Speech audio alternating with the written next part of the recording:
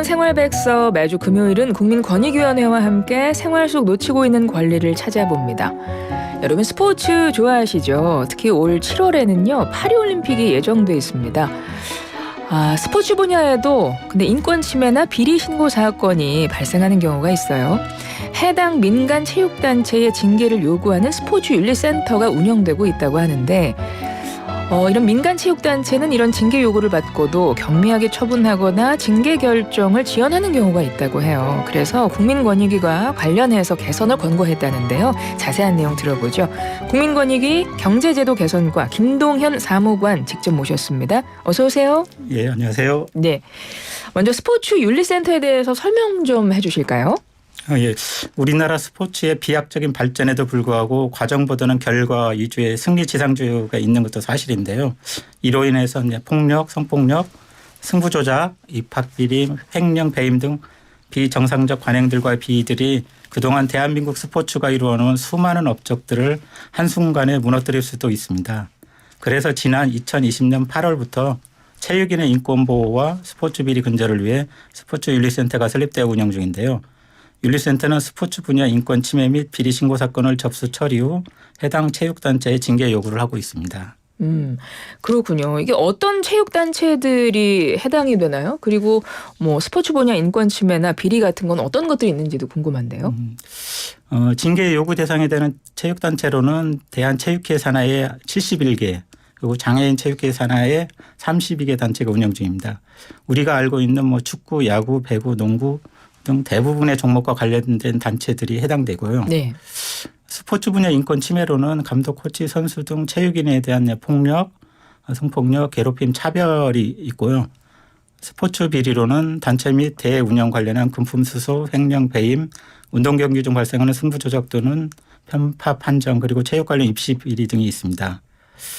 이러한 사례로는 사실은 이런 스포츠 윤리센터 자체가 지난 한 3년 전에 모 빙상 코치의 이제 성폭력 사건, 그리고 선수 사망 사건을 계기로 요 스포츠윤리센터가 설립돼서 운영되게 되었습니다. 예. 그런 사항이 있고요. 저 스포츠 비리로는 가끔 기사에도 보실 수 있을 건데 훈련비를 이제 코치나 감독 등이 사적으로 아니면 유용한다 그쵸. 이런 것들 그런 사항들이 있습니다. 아마 그런 기사들 우리 청취자분들도 많이 접하셨을 것 같아요. 그러니까 그런 것들 다 포함해서 이 스포츠 분야에 대한 이런 문제들, 인권 침해라든가 비리 문제들을 이번에 이 센터에서 관리한다는 거군요. 예, 그렇습니다. 체육단체가 징계 결정을 지연한다고 앞서 이제 그렇게 제가 안내를 해드렸는데 이거는 어떤 이야기입니까? 그러니까 지연한다는 게 얼마나 지연을 한다는 거고 왜 그러는 거예요? 네. 이제 현황을 살펴보면 지난 3년간은 이제 스포츠윤리센터가 체육단체에 224건의 징계 결과를 통보를 했습니다. 그런데 이제 징계 요구를 하였는데 징계 결과 통보를 한 건은 99건에 불과했습니다. 그런데 이 중에서도 9건은 결과 통보까지 1 내지 2년 정도 걸리도록 상당히 늦게 통보하였습니다. 보통의 경우에는 한 3개월 정도 되면은 아마 이제 징계 요구에 대한 징계 결정을 조사를 또 해서 또 상대방 의견도 들어서 할 수 있다고 보여지는데요. 그리고 이제 심지어 2021년 요구건 중 6건 22년 요구건 중 26건은 아예 징계 결과를 통보하지 않고 어떻게 진행되고 있는지도 모르는 상태였습니다.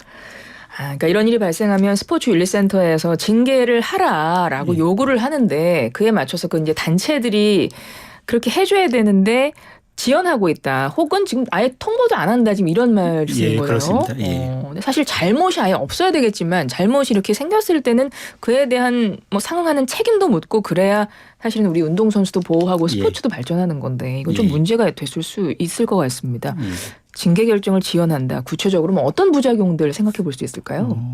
지금 계속해서 운동을 하는 선수 입장이나 또 업무를 이제 계속해서 하는 이제 업무 담당자 입장에서는 어떤 인권 침해 사례, 자기가 어떤 폭행을 당했다든가 어떤 뭐 성관련 어떤 폭력을 당했다든가 이렇게 차별을 당했다 했을 때 신고하기가 굉장히 어려운 구조입니다. 네네. 그리고 이거를 또 결정하는데도 상당히 많은 왜냐하면 계속해서 운동도 해야 되고 그렇죠. 업무도 지속적으로 해야 되니까 그런 것이 있는데 어쨌든 본인이 이제 신고를 이거를 바로잡고자 해서 신고를 했고 예. 그렇다면 이 신고건에 대해서 어쨌든 징계 요구를 했을 때 징계 처리가 빨리 돼서 사태가 빨리 안정이 돼야 하고 해결이 돼야 되는데 이렇게 되지 못함으로 인해서 일단은 신고자 입장에서 보면은 이게 해결이 되지 않으니까 이제 고립될 수도 있고 우울감에 빠질 수도 있고 그런 우려가 있습니다.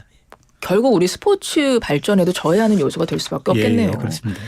그래서 국민권익위에서 뭐 어떤 개선 방법을 권고하셨던 걸까요? 예, 뭐 가장 중요한 게 우리 징계 요구를 했을 때 징계 처분을 좀 지연하는 걸 방지해보자 해서 어쨌든 징계 요구를 했을 때 그 날짜로부터 3개월 이내는 징계 결정 통보를 해달라 이런 요구.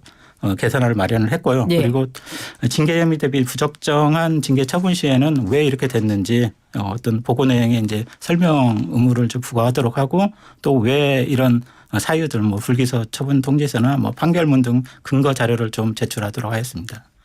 다음으로는 지역 사회에 내려갈수록 학연 지연 등으로 인해서 정실주 우려가 있습니다. 그래서 이러한 지역 사회 특성을 반영해서 지역으로 내려간 그 임원진은 상당히 이제 체육 단체에서 힘을 가지고 있는 분인데 네. 임원에 대한 징계 사건의 경우에는 상급 단체에서 징계 사건을 진행하도록 이렇게 하였습니다.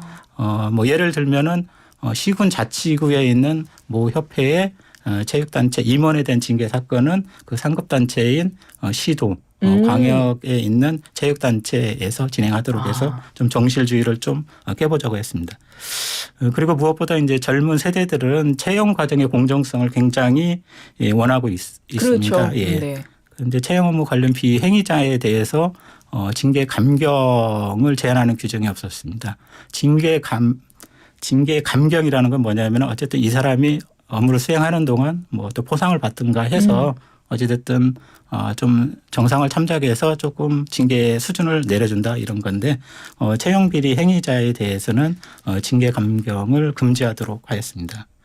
그리고 마지막으로는 이제 일반인들도 이렇게 그 관심이 많이 있을 수 있는데요. 징계 결과 등을 확인할 수 있도록 임직원에 대한 징계 결과를 그 해당 관련 단체에 경영 공시하도록 해서 사회적 책임을 다하도록 했습니다. 아, 그렇군요. 이게 언제쯤 제도 개선이 마련될까요? 예, 국민권익위원회는 일부 규정은 이제 올해 6월까지 그리고 이제 법률 개정을 하는 데는 시간이 걸리니까 네. 한 12월까지 이제 개정을 하도록 했고요. 네. 이제 관계기관이 구체적 안을 마련해서 이제 시행을 할 예정인데 이제 다만 이제 부처 사정에 따라서는 조금 변동될 수도 있습니다. 그런데 이제 지금 징계 요구 결과를 3개월 이내에 통보하라는 요 규정은 지난 2월 국회에서 이미 법이 개정이 완료돼서 네. 올해 8월부터는 시행하게 되었습니다. 굉장히 기쁜 소식이라고 볼 수 있겠습니다. 알겠습니다. 예.